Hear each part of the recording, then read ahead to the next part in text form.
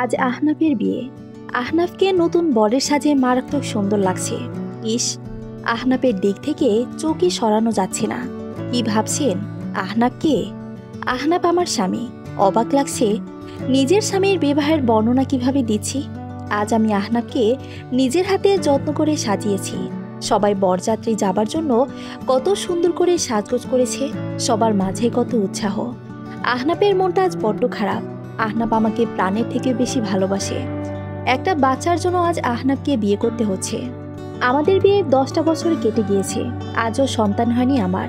সন্তান না হওয়াটা কি আমার দোষ? আল্লাহ, অনেক চেষ্টা করেছি, অনেক দোয়া করেছি, নামাজে কেঁদেছি, তবু একটা সন্তানের মুখ আমি দেখতে পাইনি। পারিবারিক অনেক ঝামেলা পোহানোর পর আজ আহনাফকে বিয়ে করতে হচ্ছে, সেটাও আমার জন্য। আমি সুসাইডের জন্য আহনাফ বাধ্য হয়েছে বিয়ে করতে। আমি চাইনি ও বিয়ে করো, কিন্তু সমাজ আমাকে বন্ধা বলে, আমার স্বামীকে অক্ষম বলে। একটা বাচ্চার জন্য আমার কোল খালি থাকে। বড্ড ইচ্ছে করে আমার মা ডাক শুনতে।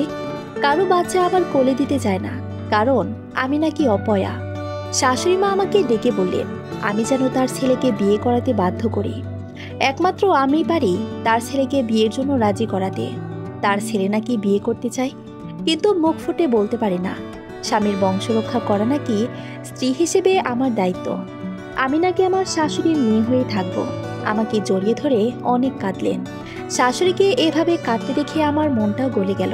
ভাবলাম আমি না হয় সন্তান সুখ পানি, আহনাফ অন্তত পাক। বাস্তবতা এতটা নির্মম আর কঠিন কেন হয়? স্বামীর দ্বিতীয় বিয়ে হলে সে আর নিজের থাকে না, বাবার আরেকবার বিয়ে হলেও সে আর বাবা থাকে না। আমার জীবনটাই এমন কেন জানি না। ছোটবেলায় মাকে হারিয়েছিলাম, মায়ের জন্য কাঁদতাম। বাবা নতুন মায়ের লোভ দেখিয়ে ঘরে নিয়ে এলো তার নতুন বউ। বাসর ঘরে নতুন মায়ের কোলে আমাকে বসিয়ে দেওয়া হলো। নতুন মা 2-1 মিনিট পরেই আমাকে নামিয়ে দিলেন। ওনার খুব একটা ভালো লাগছিল না আমাকে কোলে নিয়ে বসে থাকতে। ওনার মাঝে ভালোই বিরক্তি দেখলাম। নতুন নতুন কয়েকদিন বেশ যত্ন করতেন, কিন্তু দিন দিন ওনার তিক্ততা বাড়তে থাকে। এটা আমার জন্য মানসিক অত্যাচার ছিল। কেউ বুঝতো না আমার সাথে কি হচ্ছে, কিন্তু আমি জানতাম ঘরের মাঝে কি মানসিক অত্যাচার চলছে। 2 বছর বাদেই নতুন মায়ের একটা ছেলে সন্তান হলো। বাড়িতে মেয়ের পরে ছেলে হলে সবার আনন্দের সীমা থাকে না। সেখান থেকে অবহেলার চূড়ান্ত পর্ব শুরু হলো। মা সারাদিন বিভিন্ন কাজে আমাকে লাগিয়ে রাখতো, আর বাবা এলেই বিভিন্ন নালিশ দিতে থাকতো। দিন দিন বাবাটাও আর বাবা থাকলো না। কারণে অকারণে আমার সাথে খারাপ ব্যবহার করা শুরু করে দিল। এরপর মায়ের আবার মেয়ে হলো, বাবার একটা বড় ফ্যামিলি হয়ে গেল, আর আমি হলাম অবহেলিত। জীবনের রঙে বদলে গেল আমার। কতটা নির্যাতিত হয়েছি ছোটবেলায় সেটা আমিই জানি। তারপর আমার জীবনে আহনাফ আসে। আমার সব সুখ দুঃখ আহনাফকে বলতাম। তখন আমি ক্লাস 8-এ পড়ি। আমার সব দুঃখ কষ্ট ভুলে দিতে হয়তো মহান আল্লাহ আহনাফকে পাঠালো। সৎমায়ের অত্যাচার সহ্য করতে না পেরে একদিন আহনাফের হাত ধরে পালিয়ে গেলাম। আমার বাবা আমাকে আহনাফের থেকে খারাপ ছেলের সাথে বিয়ে দিতে রাজি, কিন্তু আহনাফের সাথে বিয়ে দিতে রাজি নন তিনি। মা না থাকার যন্ত্রণা আমি সেদিন বুঝেছিলাম, তাই বাধ্য হয়ে পালিয়ে আসি আহনাফের সাথে। আহনাফের সাথে পালিয়ে আসার পর আমার জীবনে আর কোনো কষ্টই হয়নি। আহনাফ আর ওর ফ্যামিলি আমাকে বুঝতে দেয়নি যে আমার মা নেই। বিয়ের 2 বছরের মাঝে আহনাফের প্রাইভেট ব্যাংকে চাকরি হয়ে গেল। বেশ মোটা অঙ্কের বেতন। আমি না চাইতে সব চাহিদা পূরণ করে দেয় আমার। আহনাফের সাথে ঢাকায় বাসায় উঠলাম। সবকিছুই ঠিকঠাক চলছিল। এমন সময় দুজনেরই একটা বাচ্চার বড্ড শখ হলো। আহনাফকে জড়িয়ে ধরে বলেছিলাম, তুমি আমার সব অপূর্ণতাকে পূর্ণতা দিয়ে ভরিয়ে তুলেছ। আমাকে একটা বেবি দাও প্লিজ আহনাফ, প্লিজ। আহনাফ আমাকে বলে, আশা আমার একটা ছদ্মনাম, পুরো নাম আশালতা। আল্লাহ দিলে ঠিকই আমাদের বেবি হবে, এটা আমার হাতে নেই। প্লিজ কষ্ট পেও না। আমার জীবনে তুমি আছো, আমার আর কিছুই চাই না। আমি জানি ও আমাকে অনেক ভালোবাসে, তাই ওর কষ্ট আমাকে বুঝতে দেয় না। কারো ছোট বাচ্চা দেখলেও খুব কোলে নেওয়ার চেষ্টা করে আহনাফ। বিয়ের পর দেখতে দেখতে কেটে গেল 5টা বছর। আমি কোনোভাবেই কনসিভ করতে পারলাম না। ডাক্তার আমারই দোষ দিলেন। পরীক্ষার রিপোর্ট দেখে জানা গেল আমার মাঝেই সমস্যা। তখন আমি আহনাফের দিকে তাকাতে পারছিলাম না। কি উত্তর দেব আমি তাকে? আমার যে বলার মতো কোনো ভাষাই নেই। আমি ওর দিকে তাকাতেও পারছি না। কি বলবো এবার আমি? কোনো কথা বললাম না, দুজনে কেউ কারো সাথে। আমি রিকশায় চড়ে বাসায় চলে এলাম। রাতে রান্নাও করলাম না। রাত 11টা বাজে। অফিস থেকে আহনাফের আসার কোনো খবর নেই। ও কি আর আসবে না? এমন সময় কলিং বেল চাপল। দরজা খুলে দেখি আহনাফ দাঁড়িয়ে আছে। আমি মাথা নিচু করে দাঁড়িয়ে আছি। আহনাফ আমাকে চমকে দিয়ে কোলে তুলে গালে চুমু দিয়ে বলে, হ্যাপি অ্যানিভার্সারি বউ আশালতা। আজ আমাদের বিয়ের 5 বছর পূর্ণ হলো। আমি অবাক হয়ে গেলাম। এত বড় কথা ডাক্তার বলার পরেও ওর আমার প্রতি এত ভালোবাসা কিভাবে এলো? আমাকে একগুচ্ছ গোলাপের তোড়া দিয়ে বলে, হাসো প্লিজ। আহনাফ বাইরে থেকে বিরিয়ানি আর কোক নিয়ে আসে।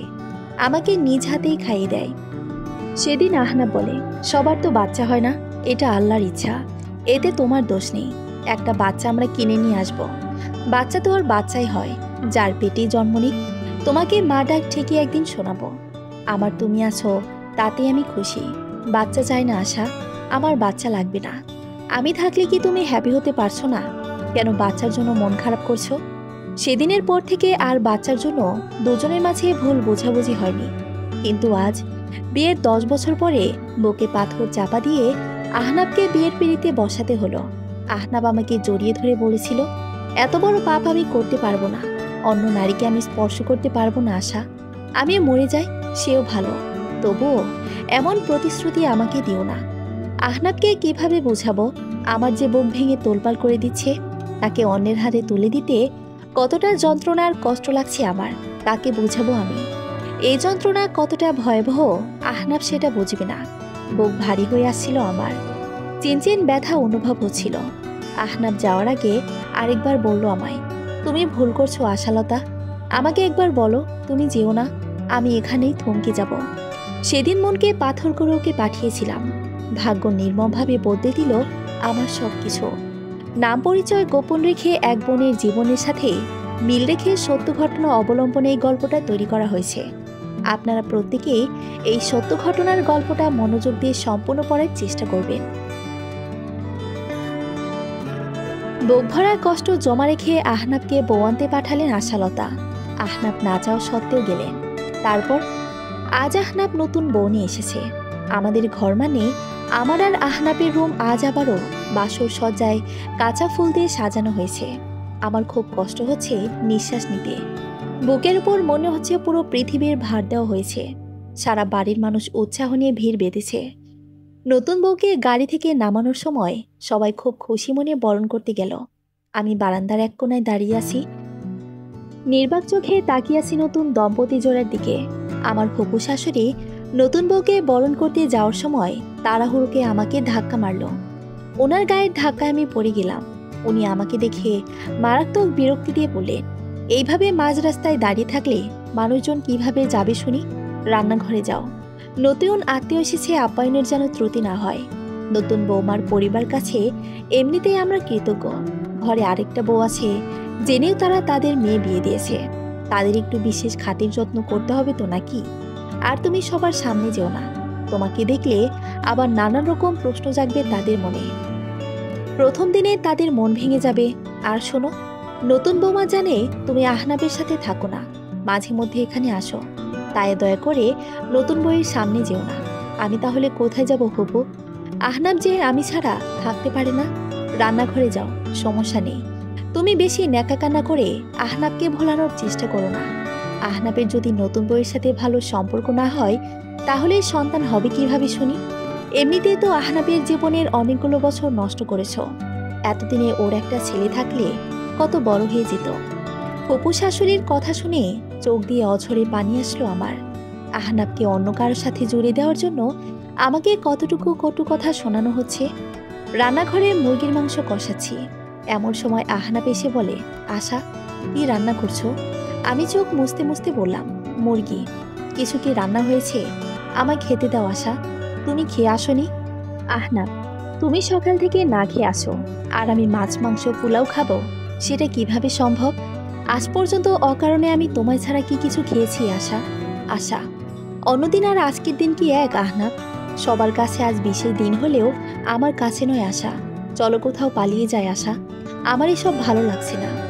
নতুন বউ কিন্তু দেখতে ভারী মিষ্টি আর খুব সুন্দর আহনাব, আমি দেখেছি। ভীষণ মানিয়েছে তোমাদের। প্লিজ আশা, আমি নিতে পারছি না। চুপ করো। আহনাফের চোখ দিয়ে পানি পড়ছে। আমাকে প্লিজ খাইয়ে দিবে আশা? সারাদিন না খেয়ে আছি। বিয়েবাড়িতে অনেক মানুষের শোরগোল, তার মাঝে রান্নাঘরে আমি আর আহনাফ। ভাত মাখিয়ে মাত্র আহনাফকে খাইয়ে দিব, মুখে তুলে দিব মাত্র। এমন সময় আহনাফের নতুন বইয়ের ছোট ভাই, 8 থেকে 10 বছর হবে বয়স, আহনাফের হাত ধরে টানে। দুলাভাই আসুন, সবাই আপনাকেই খুঁজছে। দুলাভাই আসুন, আপুর সাথে ছবি তুলতে হবে। আমি বাকরুদ্ধ হয়ে গেলাম, অসহায় হয়ে গেলাম। হাই আল্লাহ, তবে কি আমার আহনাফ এভাবে আমার থেকে দূরে চলে যাবে? এভাবে কি আমার সব অধিকার আস্তে আস্তে চলে যাবে? আহনাফ বাধ্য হলো চলে যেতে। আমার চোখের কোণার পানি মুছে দিয়ে বলল, প্লিজ খেয়ে নিও। এই 10টা বছর আমাকে ছাড়া খাওনি তুমি। আমার জন্য খাবার বেড়ে বসে থেকেছ, আজ তুমি খাবে না জানি। প্লিজ আশা, খেয়ে নিও। আহনাফ তার নতুন শ্যালকের সাথে চলে গেল। বুকের মাঝে যে মারাত্মক যন্ত্রণা হচ্ছিল, সেটা ভাষায় প্রকাশ করে বোঝানো সম্ভব নয় আমার পক্ষে। বুকের একরস ভেঙে চোরমার হয়ে গড়িয়ে যাচ্ছিল। সেদিন আমার খাওয়ার খোঁজ আর কেউ নিল না। সব আত্মীয়দের জন্য রান্না করে চলেছি, কেউ একটাবারও খোঁজ নিল না আমি খেয়েছি কিনা। একটা মানুষও জানতে চায়নি আমার মনের খবর। একটা মানুষ আমাকে সান্ত্বনা পর্যন্ত দেয়নি। আমার বন্ধা হওয়ার অপরাধে কেউ জানতে চায়নি আমার হৃদয় পুড়ে দাউ দাউ হওয়ার যন্ত্রণার কথা। আমার শাশুড়ি আমাকে বলে, একটা ভালো প্লেটে মুরগির রানসহ মাংসগুলো তুলে দাও। আমি নিশ্চুপ হয়ে সেটাই করলাম। আহনাফ আর তার নতুন বইয়ের খাবার রুমে দেওয়া হবে। তারা আজ থেকে তাদের রুমে একসাথে খাবার খাবে। একটা মেয়ে এটা উপলব্ধি করতে পারে স্বামীর দ্বিতীয় বিবাহের যন্ত্রণা। কোনো মেয়েই চাইবে না তার প্রিয় স্বামীর ভাগ অন্য কাউকে দিতে। আমার আর আহনাফের ঘরের দরজা আজ অফ হয়ে গেল ভিতর থেকে। আমার চোখে ছিল শুধু অঝরে পানি। কিছুক্ষণ পরে রুমের লাইটটা অফ হয়ে গেল। দম বন্ধ কষ্টে ছারকার হয়ে যাচ্ছে আমার হৃদয়। আমি যে আহনাফের বুকে মাথা না দিয়ে ঘুমাতে পারি না। একটা বাচ্চার জন্য আমাকে এটা মেনে নিতেই হবে। আমি তো জেনে বুঝে বিয়ে দিয়েছি, আমার কষ্ট পাওয়া উচিত না। সেটা হবে বড় স্বার্থপরের মতোই কাজ। আহনাফের বাচ্চা তো আমারই, বা বাচ্চা হবে, আমাকে মা বলে ডাকবে। এই পাওয়ার তো বড় পাওয়া পৃথিবীতে আর কোনো কিছুতেই নেই। নিজের মনকে বোঝালাম। সেদিন রাতে না খেয়ে ফ্লোরের পাশের রুমে ননদের সাথে ঘুমিয়ে পড়লাম। চোখের পানি কাউকে বুঝতে দিলাম না। রাত 2টার দিকে আহনাফ মেসেজ করেছে বাড়ির বাগানে এসো। আমি ওর মেসেজ দেখে চমকে গেলাম। উঠে গিয়ে দেখি আহনাফ আমাকে দেখেও জড়িয়ে ধরে। আমি আর পারছি না আশা। আমি অন্য একটা মেয়ের সাথে রুমে আমাকে বিষাক্ত সাপে কাটলে যেমন যন্ত্রণা হতো, তার থেকে বেশি যন্ত্রণা হচ্ছিল। আমি পারছি না আশা। আহনাফ রান্নাঘর থেকে খাবার এনে নিজে খেলো, সাথে আমাকেও খাইয়ে দিল। কষ্ট হলেও আহনাফকে বোঝালাম, আহনাফ, বাস্তবতা মেনে নিতেই হবে। তোমাকে সব দিকেই খেয়াল রাখতে হবে। যাও প্লিজ, নিজের ঘরে যাও। আহনাফকে আবারও তার রুমে পাঠিয়ে দিলাম। পরের দিন সকালে আহনাফের নতুন বউকে বললাম, দেখো, আমাদের মিলেমিশে থাকতে হবে। আমাকে তোমার বোন ভেবো বলে আমার হাতের বালা তাকে দিয়ে দিলাম। সতীন কখনো বোন হয় না। আহনাফের নতুন বউ সেটা আমাকে প্রমাণ করে দিয়েছিল।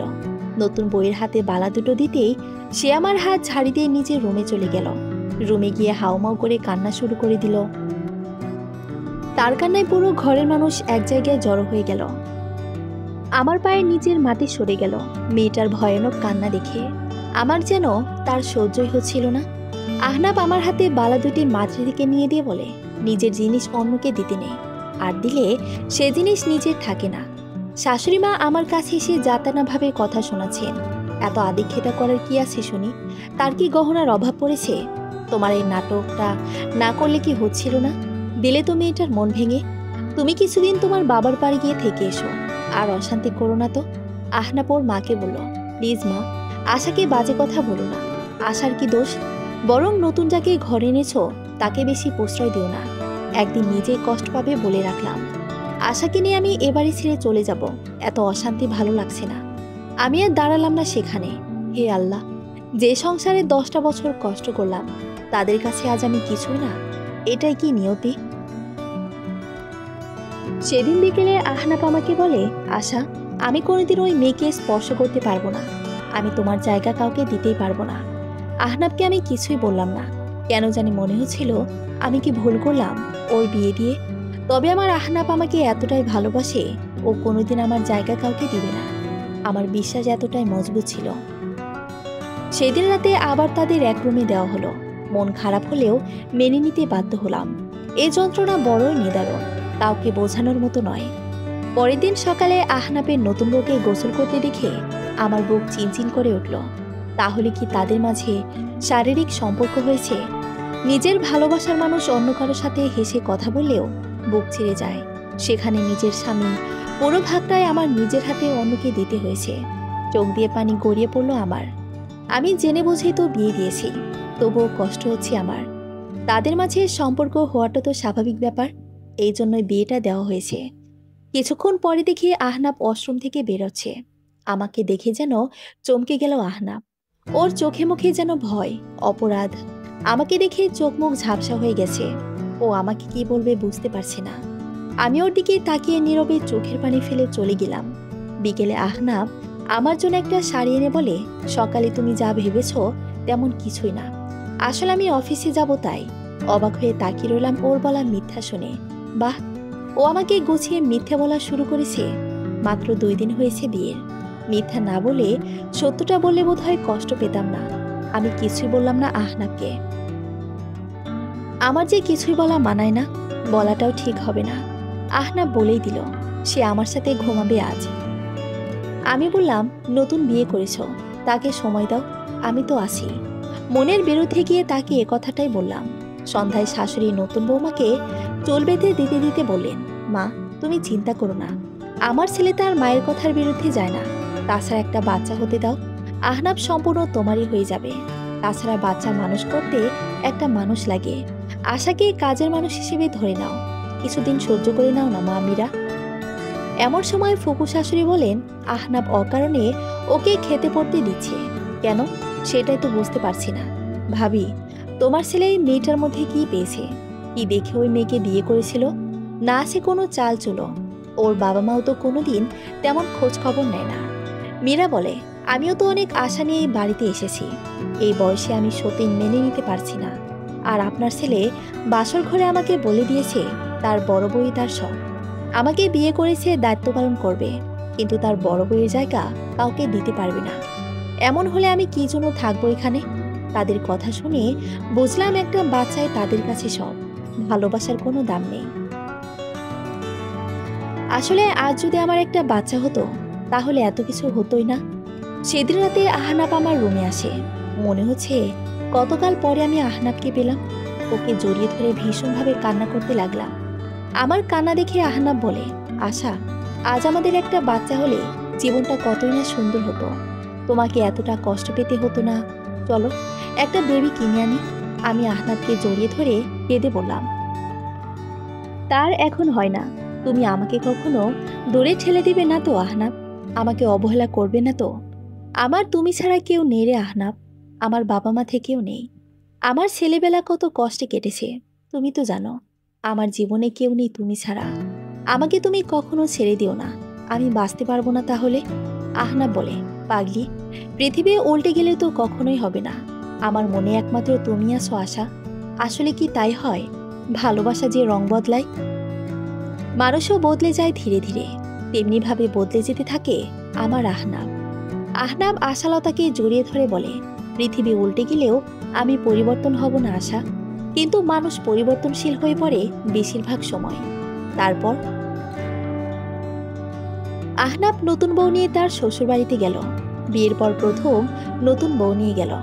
যাওয়ার সময় তাদের কাপড় চোপড় ব্যাগ গোছানো নিয়ে তারা ব্যস্ত। আমার শাশুড়ি মা ছেলেকে বারবার বলেছেন আমার বৌমাকে সাবধানে নিয়ে যাবে। ওর মুখের দিকে তাকিয়ে দেখি মিষ্টি। এতদিনে আমার অন্ধকার সংসারটাতে প্রদীপ জ্বলেছে। আসলে পরের মাকে কখনো নিজের মা হয়? আমার ননদ ঘন ঘন নতুন ভাবিকে ডাকছে, যেন আমি কেউই না। যাওয়ার সময় আহনাব আমাকে বলে গেল সে রাতেই ফিরে আসবে। না গেলে বিষয়টা খারাপ দেখাচ্ছে, সে নাকি আমাকে ছাড়া কোথাও থাকতে পারবে না। আমিও তাকে যাওয়ার জন্য বললাম, কারণ এটা নিয়ম। আমার কষ্ট হলেও তার যাওয়া উচিত। আহনাব শ্বশুর বাড়িতে যাওয়ার পর একবারও আমাকে ফোন দিল না। এই প্রথম সে আমাকে এত টাইম ফোন না দিয়ে রইল। সন্ধ্যায় আমি নিজেই তাকে ফোন দিলাম। আমি ফোন দিলে ফোনটা কেটে দিল সে। আরেকবার ফোন দিলাম, আবারও ফোন কেটে দিল। আমি তাকে একটা মেসেজও করলাম, কোনো সমস্যা হয়েছে কি, এভাবে ফোনটা কেটে দিলে যে? আধা ঘন্টা পরে সে ফোন ব্যাক দিল। আমার দেহে যেন প্রাণ ফিরে এলো তার ফোন পেয়ে। তার ফোনটা রিসিভ করে আমি কেঁদে ফেললাম। আহনাব বলে, কি হয়েছে, কাঁদছো কেন? আমি কেঁদে দিয়ে বললাম, এত টাইম তোমায় ছাড়া আমি থাকতে পারি না আহনাব। তুমি ফোনটা কেটে দিচ্ছিলে কেন? প্লিজ মন খারাপ করো না। আসলে নতুন নতুন শ্বশুরবাড়ি আসছি, আশপাশ থেকে অনেক মানুষ আমাকে দেখতে আসছিল। তাছাড়া মীরাও পাশে ছিল। ওই সময় তোমার ফোন রিসিভ করলে সবাই প্রশ্ন করতো কে, এটা নিয়ে আবার সিনকেট হতো, ব্যাপারটা বাজে লাগতো দেখতে। আর আমি চাইনি তোমাকে নিয়ে কেউ কিছু বলো। তাই আমি চা খাওয়ার নাম করে রাস্তায় এসেছি তোমার সাথে কথা বলার জন্য। কষ্টে আমার বুক ফেটে যাচ্ছিল। আমার কথা মানুষের সামনে আজ প্রকাশ করতেও ভয় পাচ্ছি আহনাব। কষ্ট পেলেও চুপ হয়ে গেলাম, কিছুই বললাম না। আহনাব আমাকে বলে, প্লিজ সোনা, মন খারাপ করো না। এখানের যা অবস্থা, মনে হচ্ছে আজ আশা হবে না।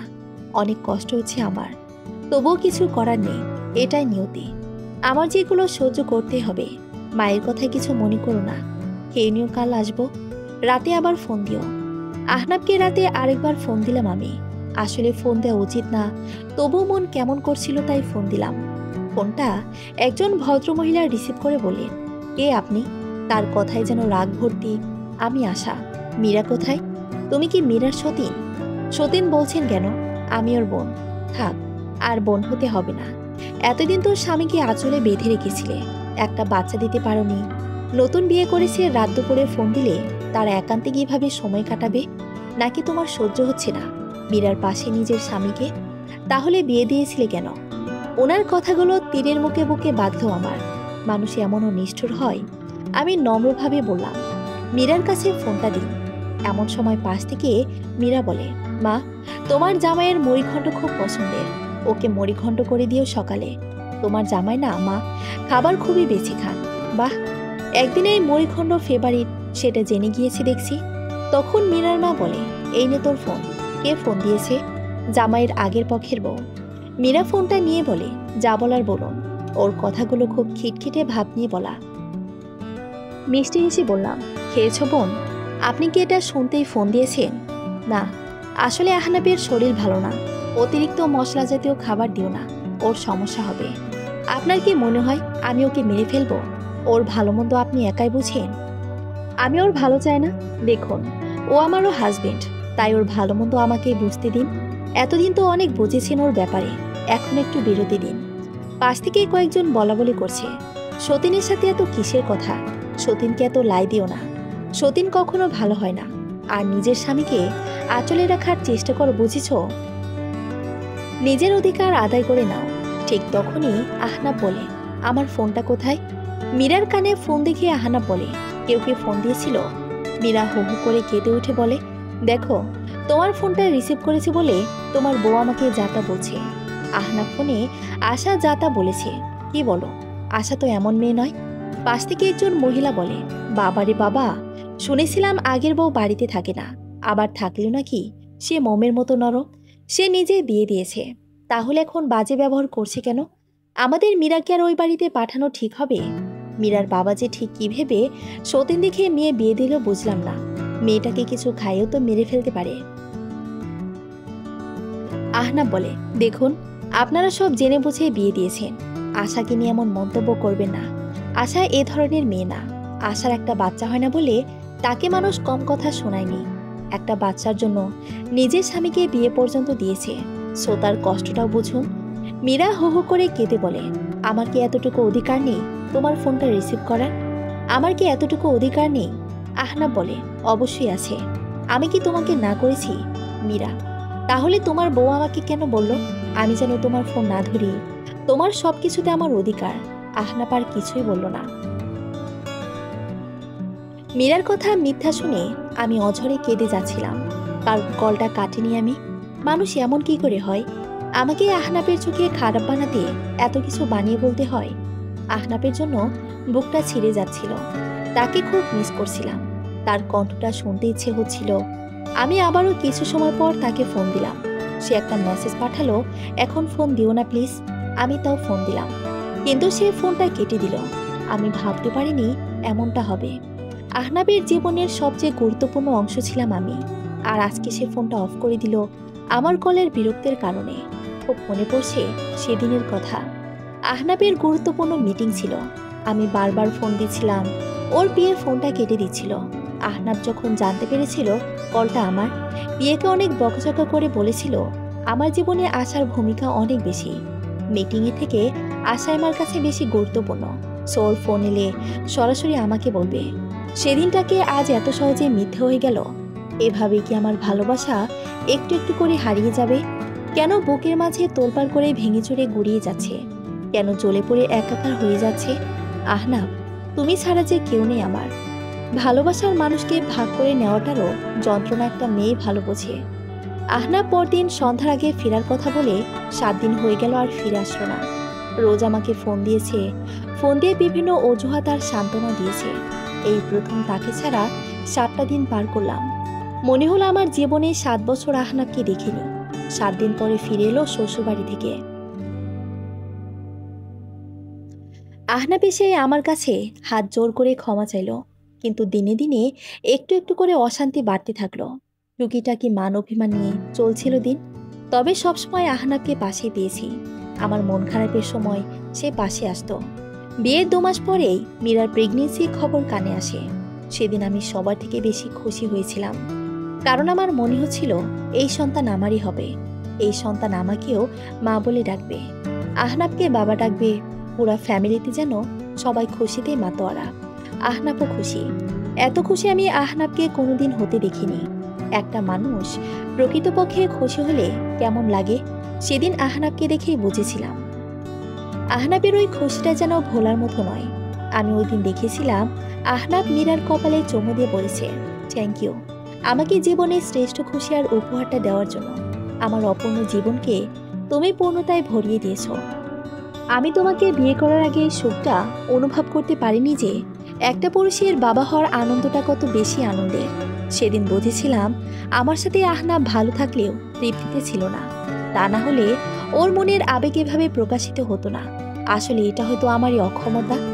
সেদিন আহনাব মীরাকে নিয়ে বাইরে গেল, অনেক শপিং করলো, খাওয়া দাওয়া বাইরে থেকেই সেরে আসলো। আমার খোঁজ আর সেদিন নিল না। রাতে বাড়িতে এসে আমাকে বলে, আশা তুমি আজ খুশি হওনি? আমি বললাম, আজ আমি অনেক খুশি, অনেক বেশিই খুশি। আমাদের সন্তান হবে আহনাব। আহনাব আমার কপালে একটা চুমু দিয়ে বলে, দেখো আমাকে মীরার পাশে থাকতে হবে। তোমার পাশে বেশি থাকলে ওর মানসিক আঘাত লাগবে। এটা বাঁচার জন্য ক্ষতির কারণ হবে।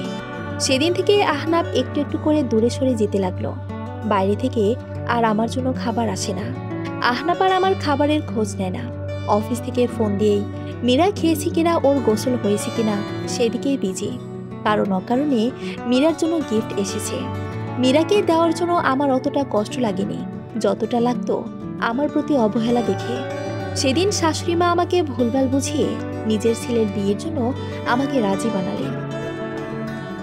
ওনার কথা মেনে নিয়ে সেদিন আমি জীবনের সব থেকে বড় ভুল করেছিলাম।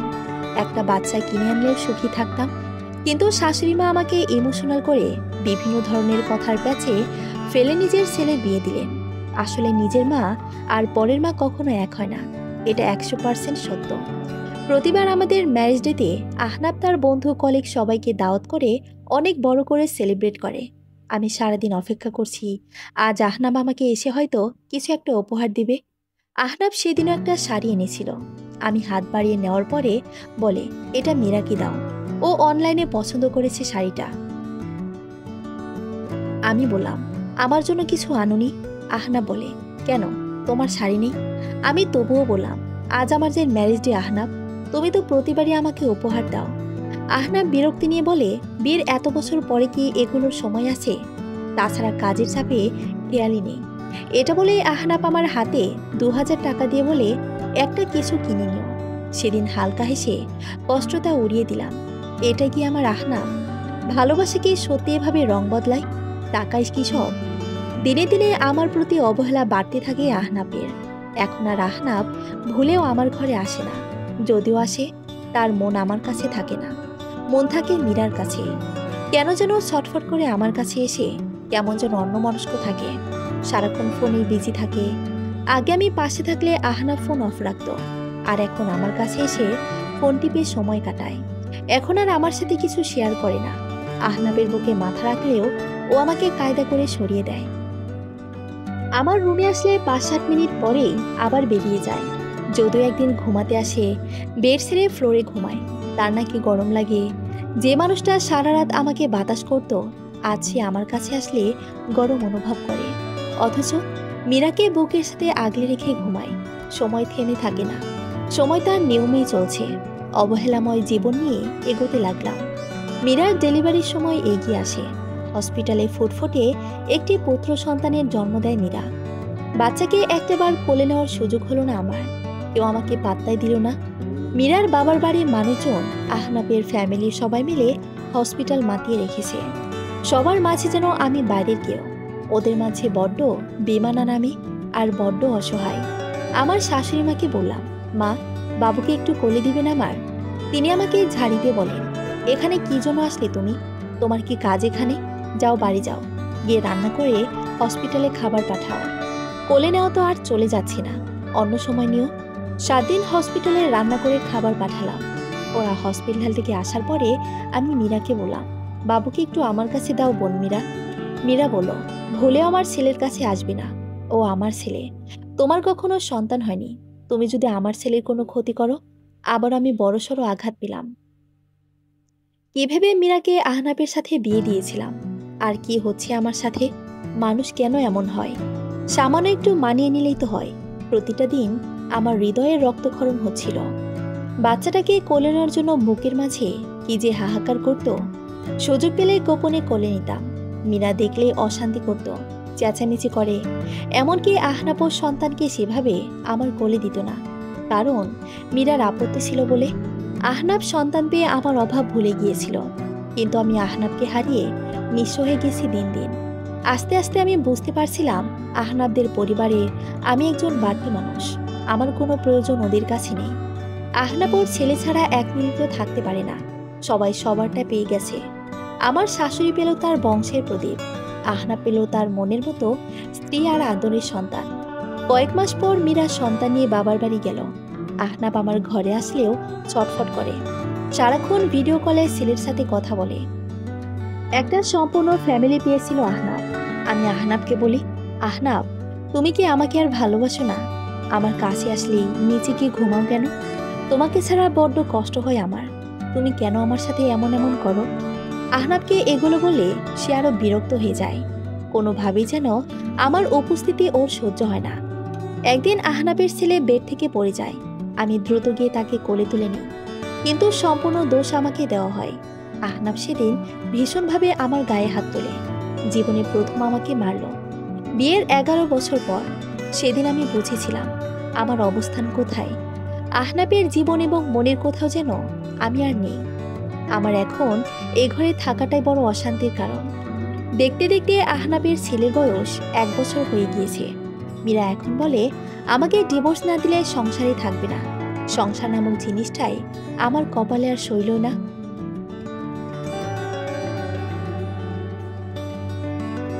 সম্মানিত ভাই বোনেরা, আপুটার কষ্ট কি অনুভব হয় আপনাদের? আশালতা বোনটার কষ্টের পরিমাপ কি আপনারা করতে পারবেন?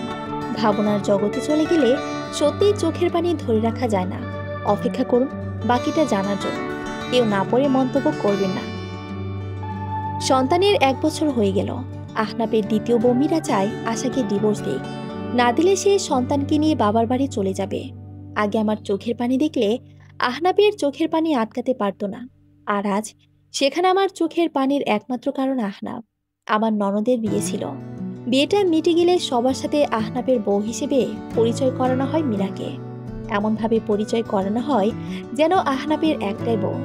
ওদের ফ্যামিলির ফটোর কোথাও আমি নেই। আহনাফের ফোনে এখন আমার একটা ছবিও নেই। আহনাফের ফোন গ্যালারি জুড়ে মীরার তার ছেলের ছবি।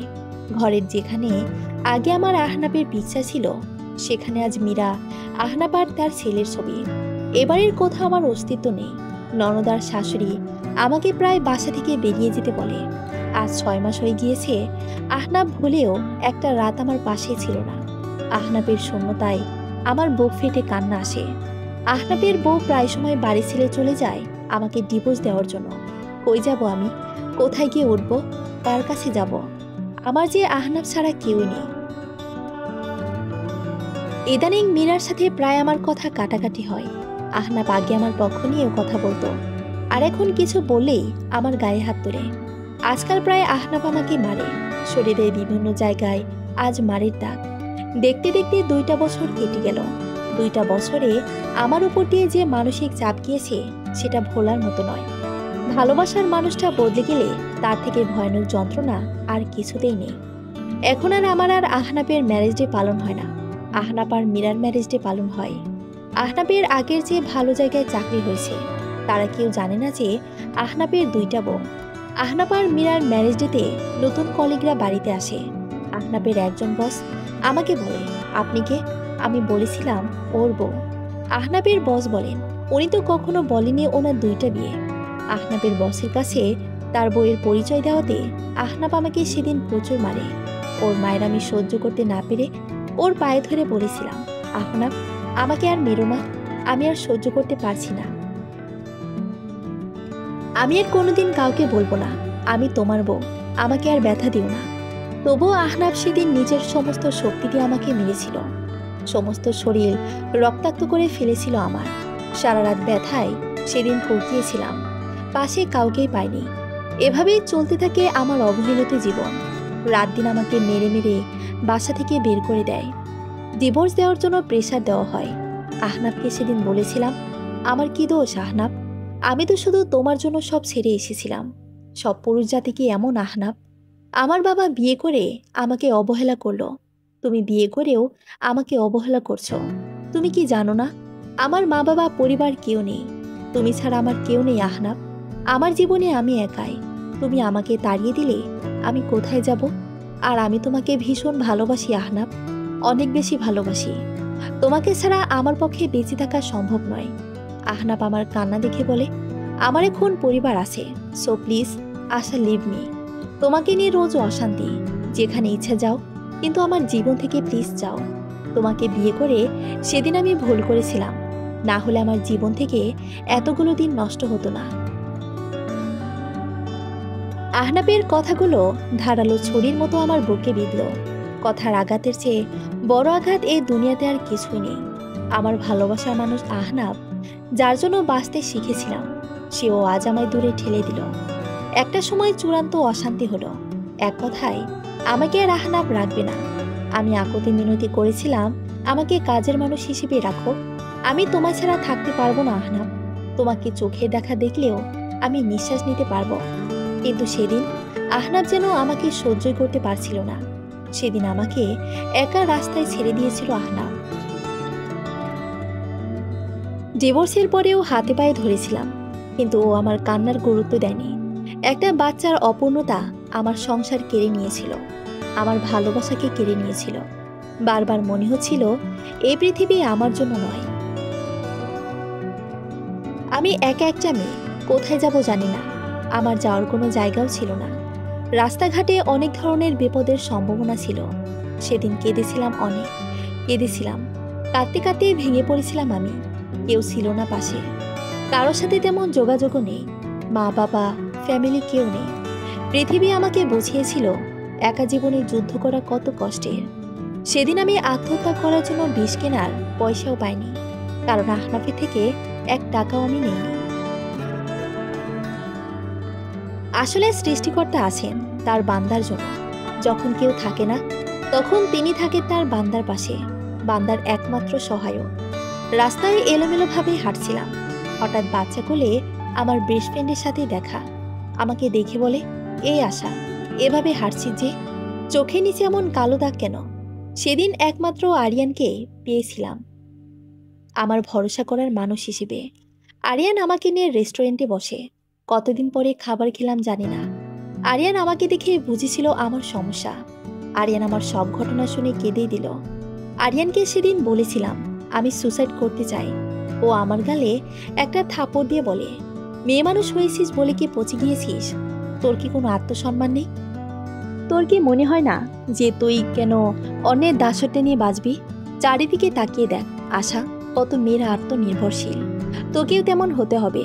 যারা তোর অক্ষমতাকে তোর দুর্বলতা ভেবেছে, তাদেরকে দেখিয়ে দিতে হবে তোর। মা হওয়ার জন্য শুধু সন্তান জন্ম দেওয়া লাগে না। অনেক অনাথ বাচ্চারা মা খুঁজছে, মায়ের ভালোবাসা খুঁজছে। তাদের বুকে আগলে রেখেও কিন্তু মা হওয়া যায় আশা। তুই শিক্ষিত মেয়ে, তোকে চাকরি করতে হবে। মনে জেদ রাখ আশা। কেন হেরে যাবি? কার জন্য? তুই মরে গেলে কে তোর কথা মনে রাখবে? বেঁচে থেকে যুদ্ধ করতে হবে। ওর কথাই যেন আমার ভেতর থেকে কিছু একটা ধাক্কা দিল। আমিও ভাবলাম আমাকে ঘুরে দাঁড়াতেই হবে। সেদিন আরিয়ানের মেয়েটা আমার দিকে তাকিয়ে হাসছিল। আরিয়ানকে বললাম, নাম কি ওর? পুতুল। ওর মা কোথায়? ওকে জন্ম দেওয়ার সময় মারা গিয়েছে। পুতুলের মতো বাচ্চাটা দেখে মনটা ভালো হয়ে গেল। আরিয়ানের মেয়েটাকে বুকে জড়িয়ে নিয়ে যেন সন্তানের সুখ পেলাম। আরিয়ান আমাকে বলে, তুই আলাদা বাসা নিয়েই থাকিস। যদি আমার বাসায় থাকতে আপত্তি থাকে, আপাতত কিছুদিন আমার বাসায় থাক। আরিয়ানের বাসায় ওর মা বোন সবাই ছিল, তাই আর আপত্তি করিনি। আরিয়ানের মেয়েটার মানে, তাই আমি দিন দিন ওর মায়ায় জড়িয়ে যাই। মাত্র 1 বছরের মেয়েটা ছিল, ও যেন কেমন করে আমাকে আপন করে নিয়েছিল। আরিয়ানের বাচ্চাটাই আমাকে আমার সব কষ্ট ভুলিয়ে দিয়েছিল। আমার জীবনে নতুন করে বাঁচতে শিখলাম। আরিয়ানের অফিসেই আমাকে একটা চাকরির ব্যবস্থা করে দেয় আরিয়ান। আমি মন দিয়ে কাজ করছিলাম। দিন দিন কাজে আমি দক্ষ হতে থাকি। আমার প্রমোশন বাড়তে থাকে। এখন আমি একটা বড় কোম্পানির দায়িত্বে আছি। এমনকি নিজেও একটা কোম্পানি তৈরি করেছি, যার পেছনে আরিয়ানের হাত আছে। আমাকে ঘুরে দাঁড়ানোর জন্য আরিয়ান সব রকমভাবেই চেষ্টা করেছে। পুতুলের জন্য আরিয়ানের বাড়ি ছেড়ে আমি আর আসতেই পারিনি। ওর মুখে কথা ফুটতেই ও আমাকে মাম্মি বলে ডাকে। ওর মাম্মি ডাকে আমার যেন বুক ফেটে কান্না আসে। এই ডাকটার জন্য জীবন আমার থেকে অনেক কিছু কেড়ে নিয়েছে। আবার একটু পরে ওর হাসিতে আমি পাগল হয়ে যাই, কারণ পুতুলকে পেটে না ধরলেও ও আজ আমার মেয়ে। একটা সময় আরিয়ানের ফ্যামিলি আমাকে বিয়ের প্রস্তাব দেয়। আপত্তি থাকলেও পুতুলের জন্য রাজি হয়েছিলাম। সত্যি বলতে আজ আমি আরেকবার ভালোবেসেছি, সেটা আরিয়ান আর পুতুল। ওদের আমি ভীষণ ভালোবেসে ফেলেছি। আজ আমার অনেক টাকা পয়সা আছে, শুধু আহনাপ নেই পাশে। প্রায় ওর সাথে কাটানো বিষাক্ত দিনগুলো মনে পড়ে। হয়তো আহনাপও আজ অনেক ভালো আছে। প্রায় 5 বছর পরে আজ শাশুড়ি আর ননদের সাথে দেখা। আর চোখে তাকিয়ে দেখলাম ননদকে বাচ্চা সহ খুব খারাপ অবস্থা। আমাকে দেখেই এগিয়ে আসে কথা বলার জন্য। আমি মুখ ঘুরিয়ে চলে আসার চেষ্টা করলাম। ননদ আমার হাত চেপে ধরে বলে, তোমার বাচ্চা হয়নি বলে ভাইয়া ডিভোর্স দিয়েছিল। আর আমার বাচ্চা হওয়ার পরেও সংসার টেকেনি ভাবি, আমাকে ডিভোর্স দিয়েছে। সংসার বড়ই কঠিন, আমাকে মাফ করে দাও ভাবি। আহনাবের মা বলে, মা আশা, আমি এখন আমার মেয়ের সাথে আলাদা থাকি। মীরা রোজ অশান্তি করে, সে আমার ভাত রান্না করতে পারবে না। আমি মুচকি এসে বললাম, আমি আশা, তবে আপনার ছেলের বউ না। আর প্রকৃতি কাউকে ছাড় দেয় না। আমার দিনগুলো আজ খুব ভালোই যাচ্ছে। আজ 7 বছর পরে আহনাবের সাথে দেখা। আহনাব অ্যাক্সিডেন্ট করে পা হারিয়েছে। চিকিৎসায় জায়গা জমি সব বেঁচে খরচ হয়ে গিয়েছে। চাকরিও নেই আজ। আমি যে ডুপ্লেক্স বাড়িতে থাকি তার নিচে একটা টিনের ঘরে ভাড়া উঠেছে। মীরা দিনরাত খোটা দেয়, আহনাবের আয় ইনকাম নেই, তার পক্ষে এভাবে আর থাকা সম্ভব নয়। আহনাবের সাথে মীরা যা তা ব্যবহার করে, এমনকি পরকীয়াতে জড়িয়েছে সে। হয়তো যে কোনো সময় মীরা আহনাবকে ছেড়ে চলে যাবে। আহনাব একটা হুইল চেয়ারে বসা। আমাকে দেখে চমকে যায়। সেদিনের আমি আর আজকের আমি অনেকটা বদলে গিয়েছি। আমাকে দেখেই হু হু করে কেঁদে গিয়ে বলে, অনেক খুঁজেছি আশা তোমায়, কোথাও পাইনি। আমার ভুল আমাকে শাস্তি দিয়েছে আশা। আজ টাকার জন্য ওষুধ খেতে পারি না। তোমার পবিত্র ভালোবাসাকে আমি অবহেলা করেছিলাম। আমি ভুল করেছিলাম। পুতুলকে দেখিয়ে বলেছিলাম এটা আমার মেয়ে। আমাকে মামা বলে জড়িয়ে ধরে। ওর জন্য আজ আমার বেঁচে থাকা। আরিয়ানকে দেখিয়ে বলি এটা আমার স্বামী। আজ আমারও সংসার হয়েছে আবার। আরিয়ান আমাকে ভীষণ ভালোবাসে। তোমার দেওয়া মারের দাগগুলো থেকে মনের আঘাতগুলো আজও ভুলিনি আমি। আমার সন্তান না হওয়ার অক্ষমতা ঢেকে দিয়েছে আমার মেয়ে পুতুল। আজ দেখো তোমার জীবনযাপন কেমন আর আমার কেমন। তোমার এমন করুণ পরিণতি আমি জানি, তবে প্রকৃতি কাউকেই ছাড় দেয় না। সেই অসহায় মেয়ে আশা আজ আশালতা কোম্পানির মালিক। ভালো থেকো। গাড়িতে আরিয়ান অপেক্ষা করছে। আজ আমি ভালো আছি সংসার নিয়ে। সমাপ্ত।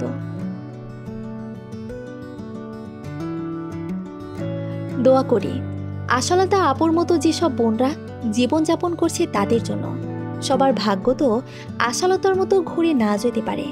আল্লাহ প্রত্যেকে বোঝার তৌফিক দান করুন, আহনাফকে সুস্থতা দান করুন। আর হ্যাঁ, মনে রাখবেন, সব ছেলেরা আহনাফের মতো নয়, কিছু ছেলে আরিয়ানের মতো হয়। সব মেয়েরা আশালতার মতো নয়, কিছু মেয়ে মীরার মতো হয়। তাই ছেলে মেয়ে কাদা ছোড়াছুড়ি করিয়েন না। আসল হলো মন, মস্তিষ্ক, বিবেক। কোনো ছেলে মেয়ে মোক্ষম বিষয় নয়। ধন্যবাদ আপনাদেরকে যারা এই শিক্ষামূলক গল্পটা সম্পূর্ণ করেছেন। বিদায় নিচ্ছি আজ। ফিরে আসবো নতুন কোনো বাস্তবতা আর শিক্ষামূলক গল্প নিয়ে।